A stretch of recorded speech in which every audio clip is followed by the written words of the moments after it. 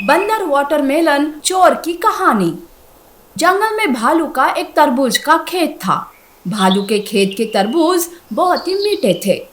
जंगल में रहने वाला बंदर रोज तरबूज की चोरी करता और खा जाता था।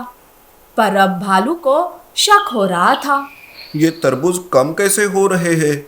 लगता है कोई तरबूजों की चोरी कर रहा है। आज ही पहरेदार बिठा देता हूँ। भालू सूअर को खेत की पहरेदारी में लगा देता है। बंदर रोज की तरह रात होते ही खेत में तरबूज चोरी करने आता है, पर सूअर को देखकर रुक जाता है। अगर सुअर ने मुझे देख लिया तो मेरी चोरी पकड़ी जाएगी। कुछ प्लान करना होगा। बंदर के दिमाग में एक प्लान आता है। वो चुपके से खेत के बाजू में एक बड़ा सा पत्थर रखता है और उसे कपड़े से ढक देता है। बस एक बार सुअर इस तरफ आ जाए, फिर देखता हूँ कि ये मुझे कैसे तरबूज की चोरी करने से रोकता है। उसी वक्त सूअर पहरेदारी पर निकल पड़ता है। बंदर के पास एक टॉर्च था। बंदर उस टॉर्च को पत्थर पर मारता है, जिससे वो चमकने लगता है। सूअर उस चमकीले पत्थर को चोर समझ लेता है। अच्छा, तो ये चोर यहाँ छुप के बैठा है। वाह, पहले दिन ही मैंने चोर को पकड़ा। इसका मतलब मालिक मेरी तारीफ करेंगे और मुझे इनाम भी देंगे। सूअर ना ही उस पत्थर के पास जाता है और ना ही उस कपड़े को हटाता है। बेवकूफ सूअर चुपके से उस पत्थर पर जाल बिछा देता है। ओए चोर, सुबह होते ही तुझे मालिक के हवाले करूंगा, फिर खाना उनके हाथ के डंडे। अब मैं आराम से सो जाता हूँ। ये सब सुनकर तो बंदर की हंसी नहीं रुक रही थी। सच में ये सुअर कितना बेवकूफ है। गधा कहीं का, एक बार देख तो लेता कि कपड़े के अंदर कौन है। पर मुझे क्या, इससे मेरा काम तो हो गया ना। सूअर सोने जाता है। इस बार बंदर बोरी भरकर तरबूज चुरा कर वहां से भाग जाता है। दूसरे दिन भालू जब खेत में आता है तो मालिक मालिक, मैंने चोर को पकड़ लिया है। वो जाल में फंस गया है, चलिए मेरे साथ। सूअर भालू को उस पत्थर तक ले जाता है। अरे सुअर, पर ये ऐसा क्यों है? कोई हलचल क्यों नहीं कर रहा? लगता है सो गया। एक लकड़ी मिल जाएगी ना तो उड़ जाएगा। तब भालू एक लकड़ी उठाकर जोर से उस पत्थर को मारता है, पर पत्थर के कारण लकड़ी के दो टुकड़े हो जाते हैं। भालू जाल को निकालकर कपड़े को हटा देता है। वहां पत्थर को देखकर भालू को बहुत गुस्सा आता है। अरे सुअर के बच्चे, ये क्या है? ये पत्थर चोर है क्या? एक बार अच्छे से नहीं देख सकता था तू? चोर ने तुझे अच्छा बेवकूफ बनाया और मेरा नुकसान भी करके चला गया। सूअर को बहुत डांट मिल जाती है। तब भालू खुद जंगल में चोर को ढूंढने निकलता है। भालू को बंदर के घर के बाहर तरबूज के छिलके दिखाई देते हैं। बंदर, ओ बंदर, जरा बाहर तो आओ। बंदर बाहर आता है। बंदर भालू को देखकर मन में डर जाता है। अरे, कहीं इस भालू को मेरे बारे में पता तो नहीं चला? अरे नहीं नहीं, नहीं चला होगा। मुझे भी कुछ पता नहीं, ऐसा ही नाटक करता हूँ। ऐसा सोचकर बंदर भालू से कहता है, क्या हुआ भालू, मुझसे क्या काम है? अरे तुमने किसी को तरबूज खाते हुए देखा क्या? हाँ हाँ, अभी एक जानवर यहाँ नजर आया था। वो अजीब सा जानवर था। मैं तो उसे देखकर डर गया, पर आखिर हुआ क्या ये तो बताओ। अरे उसने मेरे तरबूज चुराए हैं। अच्छा, पर जाने दो भालू जी, अब हम कर क्या सकते हैं? भूल जाइए, क्योंकि वो जानवर खतरनाक है। उसे पकड़ने जाओगे तो खामखा जान से हाथ धोना पड़ेगा। भालू बंदर से बात करके चला जाता है तो बंदर राहत की सांस लेता है। अच्छा हुआ, सही समय पर मैंने खतरनाक जानवर का बहाना कर दिया। अब कितनी भी चोरी हो जाए, भालू कुछ नहीं करेगा। इधर भालू पूरे जंगल में बंदर ने बताए हुए खतरनाक जानवर के बारे में पूछताछ करता है, पर उसे ऐसे जानवर की खबर नहीं मिलती। तब वो सोचता है, अरे कहीं बंदर ही तो वो चोर नहीं हो सकता है, खुद को बचाने के लिए मुझसे झूठ बोल रहा हो। ठीक है, अब वो कोई भी हो, मैं आज उसे पकड़ के ही रहूंगा। भालू खेत में आता है। खेत में वो एक बड़ी सी लकड़ी लगाता है और वहां एक बड़ा सा तरबूज लगाता है। अब इस बड़े तरबूज को चुराने वो चोर जरूर आएगा। और वैसे ही होता है। बंदर वहां चोरी करने आता है और बड़े तरबूज को देखकर ललचा जाता है। बंदर बड़े तरबूज को तोड़ने जाता है, पर ये क्या, वो तरबूज टूटता ही नहीं और बंदर के हाथ भी तरबूज से चिपक जाते हैं। अरे ये क्या हुआ, मेरे हाथ तरबूज से छूट क्यों नहीं रहे? हे भगवान, अब क्या करूं? तभी वहां भालू आता है। हो, बंदर, तुमने मुझे अच्छा बेवकूफ बनाया था, पर मैं भी कुछ कम नहीं हूँ। अरे ये मेरा ही प्लान है तुम्हें फंसाने का। अब तुम ऐसे ही नहीं मुक्त होगे। तब भालू बंदर को लकड़ी से पीटता है। अरे अरे भालू जी, मुझे माफ करो। अरे बाप रे, बहुत जोर से लग रहा है। आज के बाद मैं तुम्हारे तरबूजों की तरफ देखूंगा भी नहीं।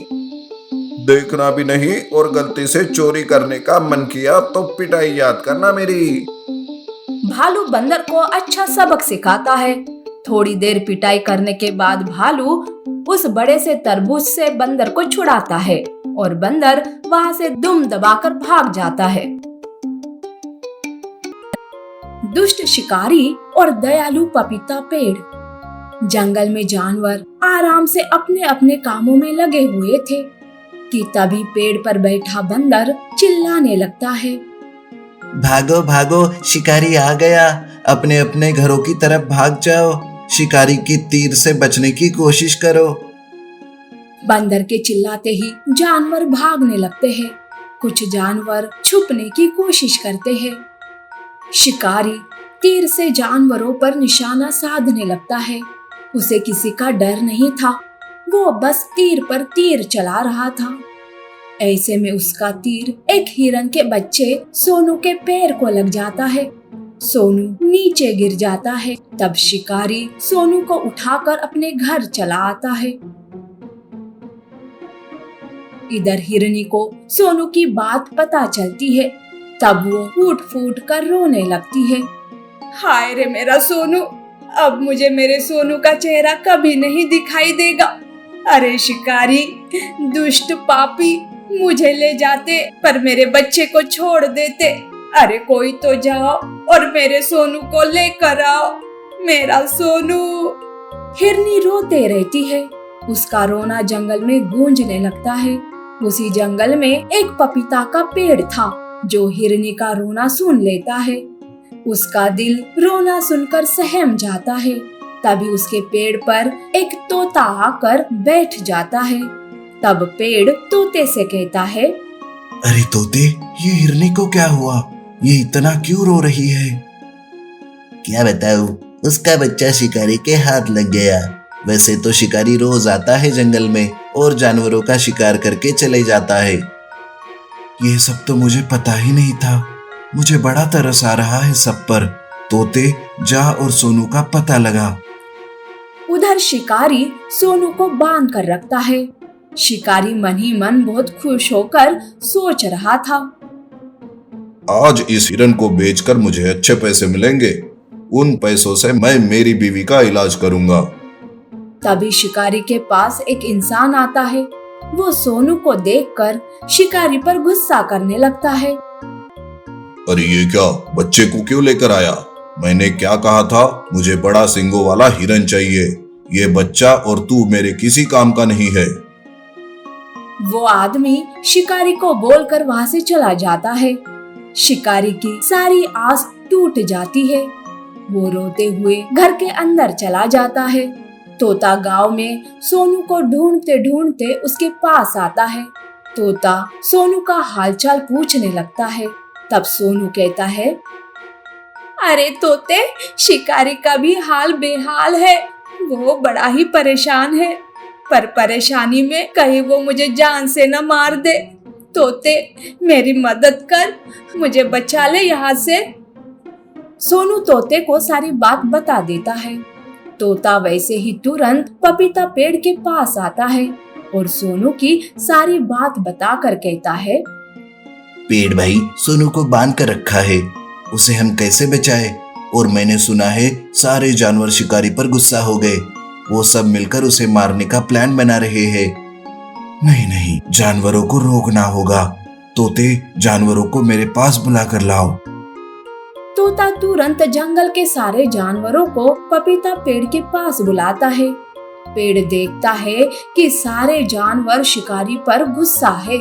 पपीता पेड़ सबको समझाने की कोशिश करता है। तब बंदर कहता है, पेड़ भाई तुम तो चुप ही रहो। उस शिकारी की वजह से हम अपनों से दूर हो गए हैं। उसका दर्द क्या होता है वो तुम नहीं समझ सकते। बंदर, मैं सब समझ रहा हूँ, पर शिकारी की भी कोई समस्या है। देखो मुझे एक मौका दो, मैं सब ठीक कर दूंगा, और अगर मैं असफल रहा तो फिर तुम जो चाहे वो कर सकते हो। पपीता पेड़ के बहुत समझाने के बाद वो सारे जानवर मान जाते हैं। उस रात शिकारी सोया हुआ था। तब उसके सपने में पपीता पेड़ आता है और कहता है, सुनो शिकारी, शिकार करना छोड़ दो। यूं जानवरों को मारकर तू अपने बीवी का इलाज नहीं कर सकते। देख, कल सोनू को लेकर जंगल आ जा। मैं तुझे वही मिलूंगा और तेरे परेशानी का हल भी बताऊंगा। शिकारी दूसरे दिन ही सोनू को लेकर जंगल आता है। वो सोनू को छोड़ देता है और पपीता पेड़ को ढूंढने लगता है। तभी शिकारी को सपने वाला पपीता पेड़ दिखाई देता है। वो उसके पास जाता है और कहता है, मुझे यहाँ किसी काम से बुलाया है? ये मत समझना कि मैंने तुम्हारी बात मान ली है। वो दरअसल सोनू बच्चा था, इसलिए उसे छोड़ दिया।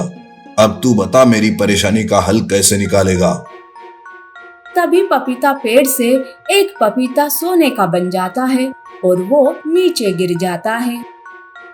ये सोने का पपीता लेकर जाओ। इसे बेचकर जो पैसे मिलेंगे उससे बीवी का इलाज करो और कोई नया काम शुरू करो। तुम्हारा बहुत बहुत धन्यवाद। वैसे मुझे भी बेजुबान जानवरों का शिकार करना पसंद नहीं था, पर गरीबी के कारण ये सब करना पड़ा। पर आज के बाद मैं शिकार कभी नहीं करूंगा। शिकारी सोने का पपीता लेकर वहां से चला जाता है। सोनू को वापस पाकर हिरनी भी खुश हो जाती है। शिकारी ने शिकार करना छोड़ दिया था, इसीलिए जंगल में सब कुछ ठीक हो जाता है। इस तरह से दयालु पपीता ने शिकारी और जानवरों पर दया दिखाई और शिकारी की भी परेशानी दूर कर दी और जानवरों की भी।